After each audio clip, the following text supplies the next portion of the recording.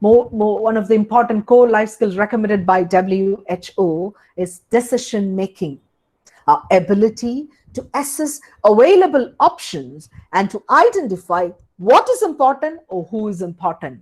The ability to establish facts in a situation, to foresee the consequences of different decisions, that is, our actions or non-actions. Choose the best option, implement the decision, and evaluate the outcome. Sometimes even no decision is also a decision. But we have to make sure that our decisions are right.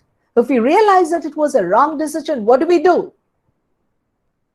No need to defend, accept, acknowledge, rectify if it is possible, or be cautious next time when you have to take a decision. And comes a situation which many of us might have experienced in life. One of the most important skills that a teacher should possess is the skill of communicating effectively. Our communication becomes meaningful only when the message reaches the audience or receiver conveying the same feeling. Our communication is complete only when the audience responds to the message. It can be verbal communication as well as non-verbal communication. We express our desires and opinions using language. And what's effective communication? The competency of a person to use the right words in the right context at the right time. Our words, idioms, phrases, along with the prosodic cues that we use, play an important role in communication. And non-verbal communication plays an effective role as well. So, I'm not dealing with verbal communication because it's going to take a lot of time. I'm going to deal with certain aspects of communication. We'll deal with body language and gestures. The non-verbal signals that we use to communicate are feelings, posture, facial expressions, gestures, etc. What are the positive signs? Sitting in a relaxed posture, sitting straight or standing straight, having a proper eye contact, speak looking at the eyes of a person, having a beautiful smile on your face, nodding in agreement, paying attention to a person. All these are positive signs of communication. And what are the negative nonverbal signs?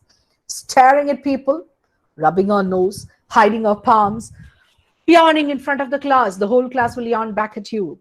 Fidgeting always, looking at the watch, looking at the door, watch, etc. All those things are negative communication, which blocks a proper flow of communication. So what are we supposed to do?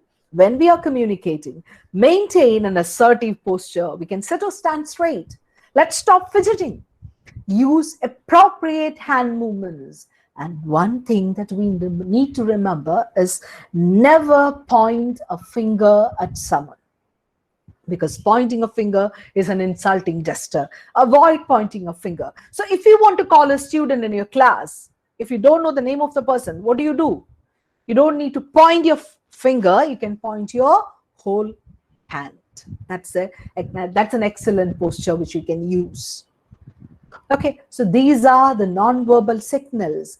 And one important thing, especially in an online scenario, you can't see me. You can see only my face. So what is important?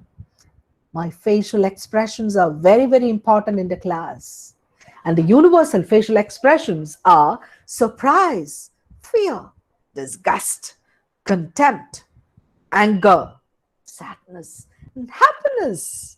Researchers at Ohio State University have found that humans can make 21 different facial expressions. And visually, the positive facial expressions are simpler than negative facial expressions. Then, why do we go for negative facial expressions? Why can't we go for positive facial expressions? When you smile, lots of bonds in your face get activated. Lots of positive hormones get activated. So why can't we smile? Why can't we show a positive face and attitude? That's very, very important. It's an essential life skill that we need to cultivate. Start with a smile, retain the smile, and end with a smile. And another most powerful weapon of communication is a voice modulation. Not only does it reflect our confidence, but also it helps in conveying our audience about our beliefs and ideas. Audience get a good feel of the power of expressions and it touches their heart. Voice modulation comprises of various prosodic cues. What are those prosodic cues? Volume. What is volume? The loudness with which we speak. Do not speak quietly or too loudly. Make sure our sound reaches the last person in the audience or the class. And what's pitch? The rate of vibration of our vocal cords is called pitch. And intonation is a part of the modulation. It's a rise and fall of pitch. We can practice intonation if you wish to. Would you like to practice intonation in the class? Are you ready to practice intonation? Yes? A simple technique to practice intonation. Okay. I'm taking an anticipatory bail of all the silvers which I'm going to make. Okay. Sa re ga ma pa dha ni sa ni dha pa ma ga re sa. Even though we don't know Carnatic music, we can definitely practice this. And this practice helps us in practicing intonation. When we speak, when we teach, this adds power to our communication. And stress, the force with which a word or phrase is uttered. A change in stress implies change in meaning. I am going to take a session. I'm going to take a session. I'm going to take a session. The stress implies the meaning change. Rhythm, the choice of words and the intonations that we use in our speech helps us to give a rhythm to a speech. And a speech becomes melodious to the ears like a poem. Your class becomes a poetry, a beautiful poetry rendered through in a period of maybe 40 minutes. And pauses. What do you mean by pauses? The oral punctuation is pause. We pause in between words. We pause in between sentences. What is the purpose? It helps us to grab the audience's attention. And it helps the audience to digest what we are saying. It helps you to calm your nerves, collect our thoughts, and get back on track.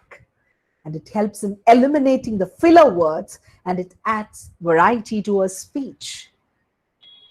A tempo, a person's rate of speech. Every person may be having a different tempo. If I speak too quickly, that's my pace. If you speak slowly, that's your pace. Don't worry. Let's have our own pace and move on. What is important is our speech should be powerful. It should reach the other person with the same feeling and emotion. That is important. The rate of speech is not important. Okay, follow your own style.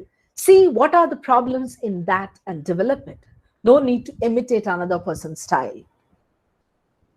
And another important aspect of listening, a very important life skill, I believe, and a part of a professional ethics also, a teacher should have the skill of listening.